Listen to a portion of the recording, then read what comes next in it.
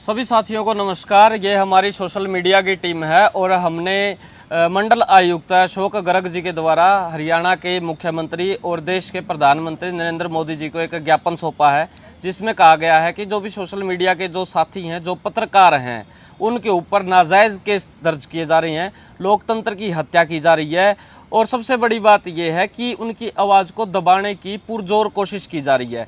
इस प्रकार आप ना करें। और उससे भी बड़ी बात यह है कि लोकतंत्र में असहमति और आलोचनाओं को दबाना संविधान के मूलभूत ढांचे के बिल्कुल खिलाफ है और ये बात सुप्रीम कोर्ट ने बहुत बारी कही है।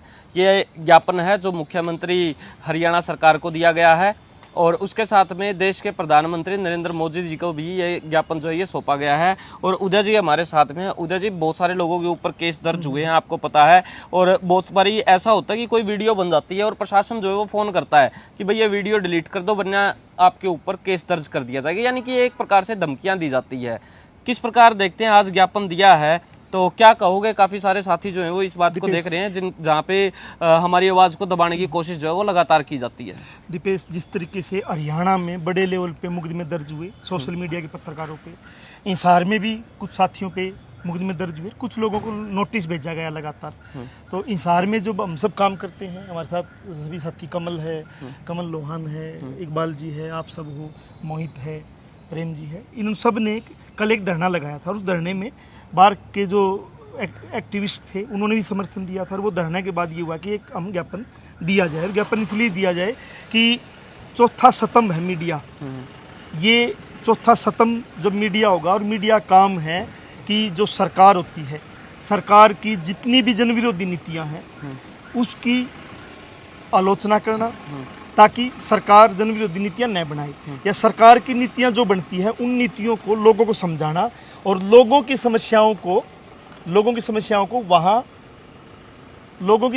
को सरकार तक पहुंचाना, ये काम होता है मीडिया का। जी कमल जी, क्या कहोगे? फिलहाल आप भी हमारे साथ में थे, ज्ञापन जो है वो सौंप के बिल्कुल दीपेश, ज्ञापन दिया है। और मैं एक बात मैं थोड़ा कंफर्म करना चाहूँगा। थोड़े दिन पहले सीएम नायब सिंह जी से मुलाकात हुई थी, तो उन्होंने खुद ने ये बात बोली थी कि आप ग्राउंड रिपोर्ट दिखाओ। अगर कुछ भी बाजार में, मार्केट में, समाज में गलत हो रहा है तो वो चीज़ आप दिखाओ, आपको कोई कुछ नहीं कहेगा। उसके बावजूद जो गलत हो रहा है, उसके बावजूद पत्रकारों पे जो गलत चीज़ें हो रही है, वो बिल्कुल बर्दाश्त के लायक नहीं है। अगर सरकार इस तरीके से काम करेगी तो हम कैसे काम कर पाएंगे? ये बिल्कुल नाजायज़ चीज़ें हैं। इसको लेकर आज हमने अशोक गर्ग जी को ज्ञापन दिया है और उम्मीद करेंगे इसका कोई पॉजिटिव रिस्पॉन्स हमें जल्दी मिलेगा। यस, और एक चीज़ और भी बता देता हूँ, हो सकता है कई साथियों को ये हो कि हमारे ऊपर केस दर्ज है, हमारे ऊपर केस दर्ज नहीं है। ये उन साथियों के लिए कर रहे हैं जिनके साथ में दमनकारी नीतियाँ जो अपनाई गई हैं, जिनके अंदर हम लोगों को भी फ़ोन आ जाते हैं डिपार्टमेंट से काफ़ी बारी कि ये वीडियो को हटाइए।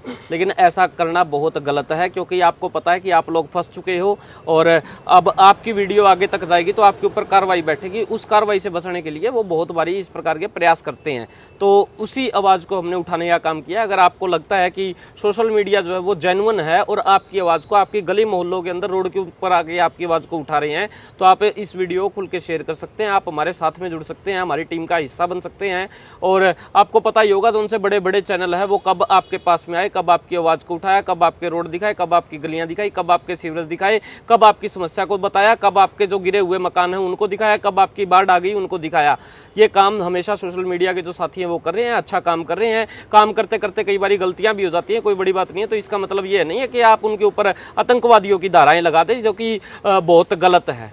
दीपेश, इसी पे मैं कह रहा हूँ कि जैसे सिर्फ इस बात पे कि हमने वीडियो बनाते हुए छोटी मोटी कोई गलतियां कर दी, इसलिए कोई मुकदमा दर्ज कर लिया जाए। अगर सेम ऐसी बात होती कि हमारे गलत बोलने पे मुकदमा दर्ज हुआ है या गलत बोलने पे फ़ोन आया कि वीडियो डिलीट कर दिया जाए, ऐसा नहीं है। अगर ऐसा होता तो कर्ण थापर जैसे, अभिसार शर्मा जैसे, अजीत अंजुम जैसे, जो बहुत लंबे टाइम से स्वतंत्र मीडिया में तो फोन करने की भी हिम्मत नहीं, उन पे राजद्रोह के मुकदमे दर्ज कर दिए गए। तो सरकार ये चाहती है कि जो भी सरकार मौजूदा सरकार वो चाहती है कि हमारे खिलाफ में कोई न बोले, और इसलिए हमने प्रधानमंत्री को ज्ञापन दिया है कि चौथे स्तंभ को बचाना, लोकतंत्र में बहुत जरूरी है। और ये सिर्फ संज्ञान लिया गया। ये सिर्फ ऐसा नहीं है कि सिर्फ भाजपा की सरकार के लिए हो, जहाँ जहाँ पे कांग्रेस की सरकार है, जिसकी भी सरकार है, वहाँ पे ये चीजें होती है। तो ये सब के लिए जो है ये जरूरी है। मोहित भाई, संयुक्त रूप से सभी के लिए ये लड़ाई सभी के लिए लड़ी जा रही है। ये केवल उनके लिए नहीं है जिन पे करंट में अभी धाराएं लगी हैं, केस लगे हैं, ऐसा कुछ नहीं है। ये किसी के साथ भी हो सकता है। तो उस चीज को लेकर के, उस दमनकारी नीति को लेकर के